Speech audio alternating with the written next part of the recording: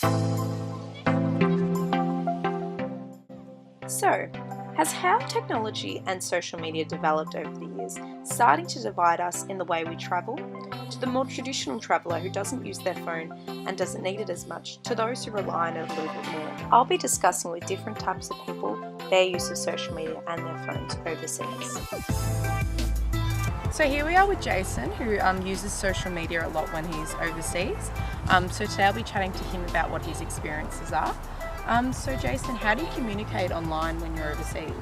I use either Facebook to message people, Instagram, they have direct messaging, or Snapchat to send videos or photos to people. Okay, so is that how you communicate online with people, to share your photos and everything through Instagram and Facebook? Or? Yeah, through Instagram and Snapchat. I don't post photos on Facebook very often, but on Instagram, because you can post a bit of an album, I might post one of them.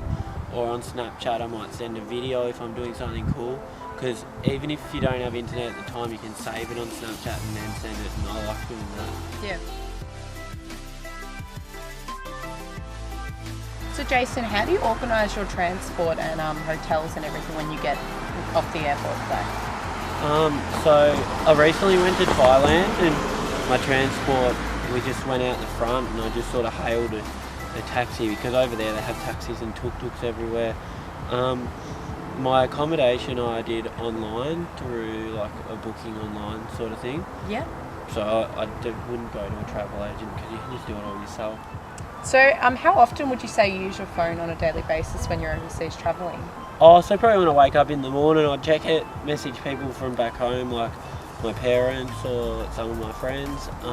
Through the day, if you're taking photos or videos maybe, but I'd try to stay off it as much as possible. And then possibly at night time, when you get back to the hotel and you've done something during the day, you'd go on it again, make sure everything's going along all right. So here we are with Anna today, who's travelled solo a couple of times, and we're going to be chatting to her about her experiences with not using her phone or internet as much as the regular person would. So do you use your phone often when you're overseas, Anna? I tend not to rely on my phone too much. I would generally check text messages or Gmail. Yeah, for emergencies and stuff. Yeah, Okay. but apart from that, I don't try and spend too much time on my phone. So how do you communicate with people when you're overseas? Generally, I either text, or if it's emergency, I'd probably just ring. So how do you share your photos? Do you use social media to share your photos, or? No, generally I don't do social media. I take a camera and I have a SIM card, and when I get home I either print off the pictures, or I've got a facility on my television where I can put the SIM card in and watch it directly on the television. So yeah, I tend not to do social media. So with not having your phone used that much, how do you find organising transport or hotels when you're overseas? Generally I do it when I'm there. I would use taxis or public transport. I don't really feel the need to pre-book things. So when thinking about my own use of social media when I'm overseas, it's apparent to me that I use it a lot more than I think I do. I use my phone for many things overseas, but majority of the time it's to communicate with people online. So usually to FaceTime people, maybe if I'm at the airport for example, or maybe to just communicate with your transport.